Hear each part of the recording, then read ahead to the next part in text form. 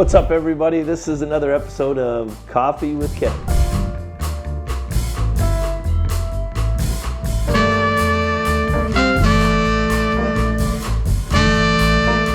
Hey, listen, I want to spend some time with everybody today and talk about this housing crisis. As everybody knows, a couple months ago, I really started exploring in detail different ways that we could build more affordable homes in Canada. And I found a solution partnering with a manufacturer in China that can actually build homes to Canadian standards that could allow us to build significantly more homes faster and at significantly reduced prices. So I came back from this trip and published a couple videos, and I saw significant feedback, which I really appreciate everybody that did that, because it really helped me to understand, what we were going to be up against and what some of the public concerns would be about this so we could start addressing them. Then I started looking into the municipalities that manage construction and building. So for those that don't understand this world, 99% of the time in Canada, building new houses and subdivisions is something that's managed municipally across this country. There's one exception to that I know of, and that's in the province of Prince Edward Island, and they do things differently out there because of the size of the province. But where I live in Whitby, Ontario, if I want to build a subdivision in Whitby, I need to work with the building department, the chief building inspector, the planners in the town of Whitby in order to make this happen. And to be honest, friends, that process that they currently use right across Canada in all municipalities is a nightmare. It's painful and it's long and it's arduous. And I don't think, as long as that process is in place in its current form, I don't think we're ever going to be able to solve the housing crisis. And I hate to say this, and this might sound like I'm being negative, but I'm not, because there are solutions that are easy to implement if all of the important stakeholders in this conversation decide to implement them. And therein is where I believe that the issue is going to be. We have to redesign the way the approval process works. And we have to use AI and future-looking solutions in order to make this happen. It's the only way that we're going to make things better. I'll give you an example.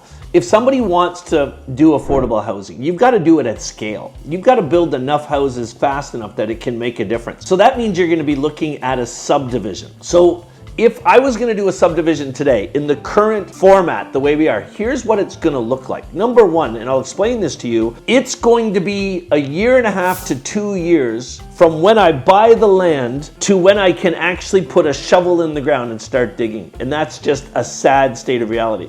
So if I want to build a subdivision, I have to go out and find the land to build the subdivision that I want to do it on. Now I've got to start spending money right up front, because I need people on my team that can help me look at the land. If I like a location, I need them, before I even put an offer in to buy the land, to tell me what the zoning is, what the allowable uses of the property are, what is the municipal plan for the area. Tell me about that land, what they're willing to use it for in the future. And if I don't find land that is already zoned for a subdivision, I know that's going to add a year to the process, because I've got to rezone the land. I got to go through a process where I submit an application to the town to get it rezoned. They do commenting on it. It's a freaking nightmare. And because it's people, it takes forever. Let me explain this. Let's say I go out and I found a 20-acre parcel of land in the town of Whitby that I want to develop and build affordable houses using my contacts in China. I could literally build a house 50% cheaper than what it would cost me to normally build a house, which means I could sell the house 50% cheaper. And I have this whole plan where I want to do this through a land lease idea that I think would be amazing. But you know why I haven't pulled the trigger and started this yet? Because the process to actually do this from the municipal perspective is a freaking nightmare. I'll explain exactly how it's going to work. And listen, I'm going to get very angry in parts of this.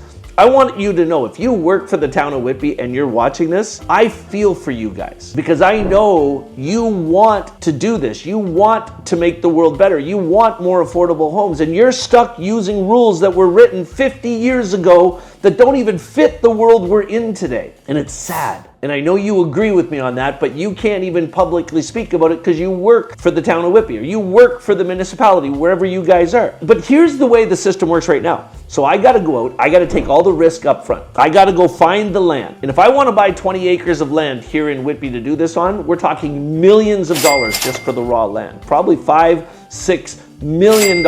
I've got to go out and get the money to do that. It's nobody else going to help me. And you know what? Banks aren't going to lend me money on raw land. There's no lenders out there to help with this. So I've got to go raise the capital to do it if I want to do this. And that capital is going to be expensive to raise. Because people who are lending money for stuff like this, they're not like, oh, I'll give you a cheaper interest rate because I want to help the housing crisis. They don't think like that. So now I'm going to go get this under contract. I'm going to go raise all the money to do it. Now, if it's not zoned properly, I can go in and consult with the planning department in any municipality, and I can say to them, I'm thinking of buying this land. My reason for buying this land is to build a subdivision. Will the municipal plan, the official plan, allow for me to rezone this to residential so I can do that? And they will tell me, they say the official plan, obviously affordable housing is a big thing. It appears that it would conform. They're not saying, yes, you can do it. I'm still taking the risk, because what could happen is I could buy the land, I could submit my application to rezone the land, but somebody outside of that one planner I talked to could be pissed off about something, could be angry about something, and could slow the whole process down, because this whole process is built around, right now, people's emotions and people's opinions. That the people that work for, and I know they're all gonna say, well, that doesn't happen. That's a lie. It does freaking happen. Some people are slower, some people are faster. We're not optimizing efficiency in municipalities if we're not using AI, if we're not using things that drive things faster. So what's gonna happen is I'm gonna submit a plan or a request, an application to rezone the property. Now, when I submit that, I have to pay a significant fee, tens of thousands of dollars for the municipality. I haven't made any money yet. I'm just spending money. I'm going to spend millions of dollars buying the land. Now I'm into heavy expenses. I'm going to have an architect. I'm going to have a company that's going to do a zoning review. I mean, we're talking engineers and architects and surveyors that I'm going to be paying before I even close. I can't do anything, put any applications in until I own the land. So it's a catch-22. If I want to do this, I'm out millions of dollars before I get started. And I can get an opinion from a planner, but that's not to say that they'll tell you right up front, I can't guarantee this is going to happen, but it does conform with our plan. So then I'll get the land under contract and I'll submit an application to rezone it. Now what happens is that goes into the planning department and the building department, and that application is going to float through 6 different departments: the planning department, the building department, the resources department, the legal department, and you know what they're all going to do? They're all going to give opinions on it. So the planners, the building inspectors, they're all going to ask for environmental studies. Well, I see that there's a river 1 kilometer away from this and the water goes that way, so let's get an environmental study done to make sure that it's not going to have any negative effect to that. And then they'll say, okay, also it's going to come out onto Taunton Street, so let's get a traffic study done to see what impact all those new cars coming out of Taunton Street are going to do. And then they're going to say, well, let's get environmental studies done so that we can make sure that whatever septic systems we're going to use and how we're going to tie in the city's septic systems, that it's going to be done the right way. Well, you know what happens, friends? They're going to go through all their departments and they're going to come up with a list of all these things they want done before they can approve this application. Guess what happens? That all comes back to me and I have to pay for it. I got to go out and hire all these companies to do that. I'll give you a real example. Down in Napanee, Ontario, we're building a resort called the Hay Bay Resort. And we had to get a site plan approval done after we got the zoning done. So we got the site plan approval done. That site plan application went through all the departments. They went back and said we needed phase 3 environmentals done, we needed a traffic study done, we needed all these studies done. It cost me $250,000 just to do the study. So that's what would happen. Before they would rezone the property, they want all these studies done. I have to pay for them. Getting those studies done takes months. Waiting for those companies that you hire to actually pay for those, it's a nightmare. And these aren't bad people. Nobody is intentionally delaying. It's just everybody's freaking busy. But you know what you could do? The town could use AI and do a comprehensive AI-based study and determine the zoning, and they could do the traffic study all through AI. Now, I'm sorry to all the companies that work in that business of doing traffic studies, because you'll be put out of jobs. But that's what's going to happen in the future. And if we don't start thinking this way and doing things this way, we're never going to be able to solve this housing crisis. Okay, so now fast forward. So remember, I bought the land, I put out millions of dollars, I submitted the applications. It's going to take a month or two to go through the municipality and get all of these feedback. Then it's going to come back to me. It's going to take me 6 months to get all those surveys done and studies done that they want. So now I'm into this for 8 months. Then once I'm done all that, I resubmit the application. Then it goes through all the departments. They sign off on it. It's going to take a month to go through all the departments. Then it has to go to the town's council. And the town's council has to agree to changing the zoning in a general council meeting. And that's where it could get really tricky, because I could spend hundreds of thousands of dollars in all the surveys, and I've lost a year now from when I owned the land. So I put out millions of dollars, I own the land, I can't do anything with it. A whole year has gone by. Then it gets, all those surveys are done, everybody signs off it, now it has to go to the town's council, and they vote on it. And if they don't all agree to do it, the whole damn thing is dead. It doesn't go anywhere, because the council has to agree to it. So what do I have to do? I've got to go out and I got to be the good guy. And I got to go talk to the councilors, explain what I'm doing. I got to do a little politicking so that they understand what's coming. And I got to do that ahead of time. If that's ready to go to the town's council and it's in a summer break, it's not going to go to a council meeting in September. So I've lost another 3 months. So I'm a year into it before I get the zoning done. So let's say it goes well and the town's council all agrees. Great, the zoning is changed. Now, guess what I got to do next? I got to do a site plan application. Because it's a subdivision with 50 houses on it, I've got to bring in a team. I got to hire an architectural team. It's going to cost me hundreds of thousands of dollars, and they're going to develop plans for each of the house types that we're going to do on there, and they're going to develop a site plan. So they're going to put together a plan for the whole site, where the roads go, where the septic systems are, where does it tie into the water, to the utilities, to the electrical, how are the houses going to be built, what are the setbacks. There has to be a 10-foot setback from the road. It has to be setback from any water. All of this stuff has to be done, and the architects do it all on your behalf. Then the architects are going to submit the site plan for approval. Now, when that site plan gets approved, guess what happens? See, this is the other thing. There's no correlation between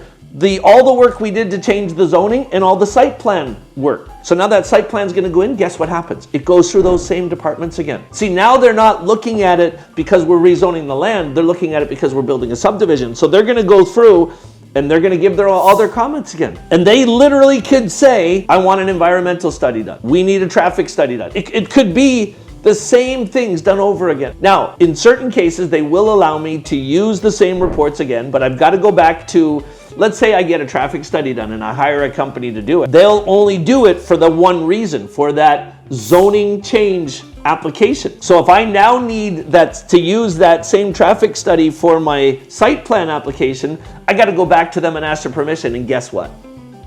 They're going to charge me money, tens of thousands of dollars. They're going to say they're reviewing it, which they might, but think about how illogical that is for me. So I got to get all these studies done. Then we submit our site plan application again with all of our studies, and then guess what happens? It gets signed off and it goes back to council for approval. Once council approves the site plan, then I have to pay a fee. And it's like a remediation fee is what they do. So they make me, the developer, pay a fee to make sure that they're going to finish the project and do all the landscaping on the project when it's done. For the Hay Bay Resort, it was $350,000. For a subdivision in Whitby, 50 houses, it's probably going to be $400,000 or $500,000 that I have to pay. So if you think about that, now I got the site plan approved, I've paid the fee. So already, let's say I've spent $6 million on the property, I've spent probably $500,000 on all the different parts of getting the zoning done, and now I've spent another $600,000 to $700,000 getting the site plan approved, including my deposit. Guess what happens next? Now the architects have to go, and every house on the property they got to get a building permit for. They got to get a permit for every single house we're building, and you got to submit to the building department to get those permits approved. And then once you get those permits approved, you can start building. But every one of those permits that you get approved to build a house, you got to pay another fee for it.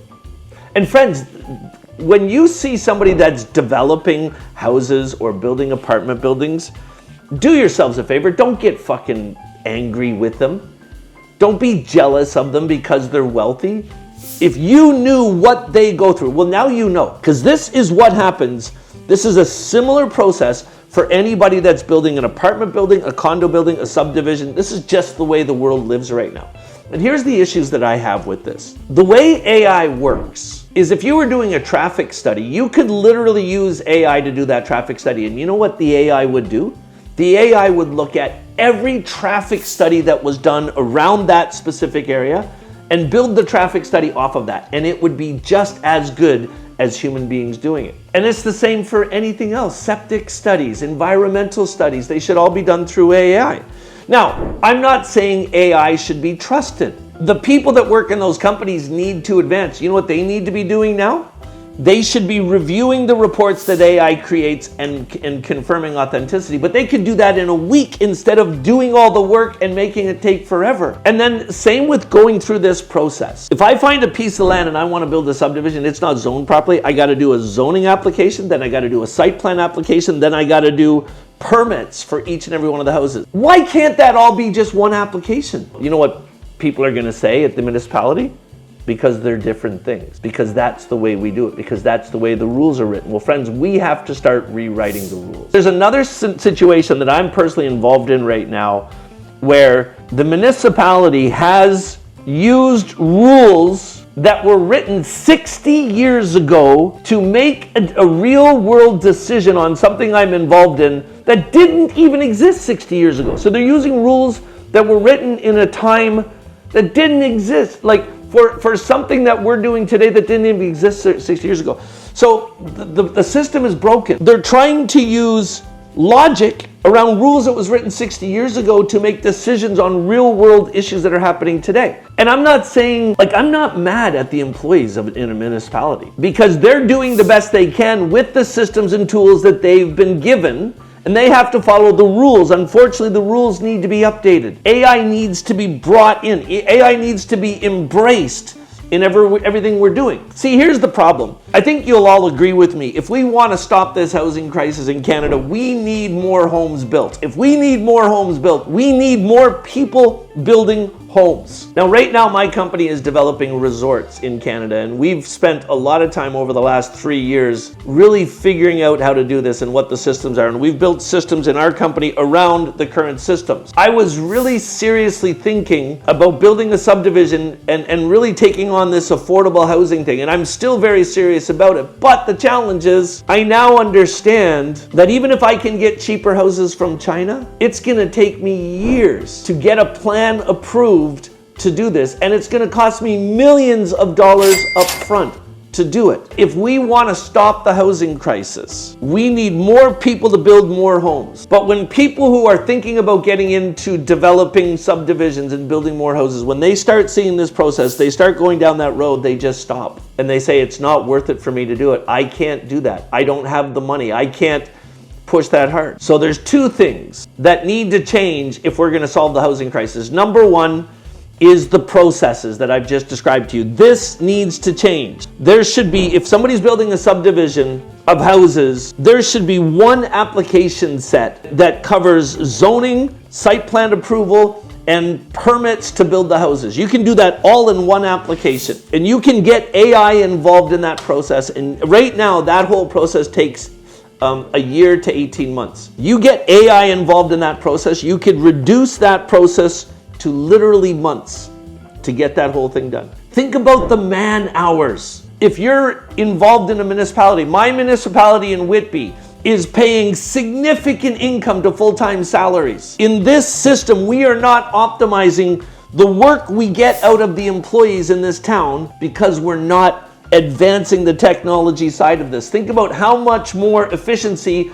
we could get out of our employees if we did this the right way. It's an incredible situation. The second part of this, and I'm going to do another episode to address this because we're running out of time right now, but the second part of this is if we really want more subdivisions built, we want more houses built, there needs to be more financial help for this. The CMHC and MLI Select is doing an amazing job helping people build apartment buildings and make them affordable and giving 50-year amortizations on loans and really making it inexpensive to do it. CMHC needs to figure out a way to launch a similar program to encourage developers to build subdivisions and houses and make it more affordable for the developer to do the work because the process is painful.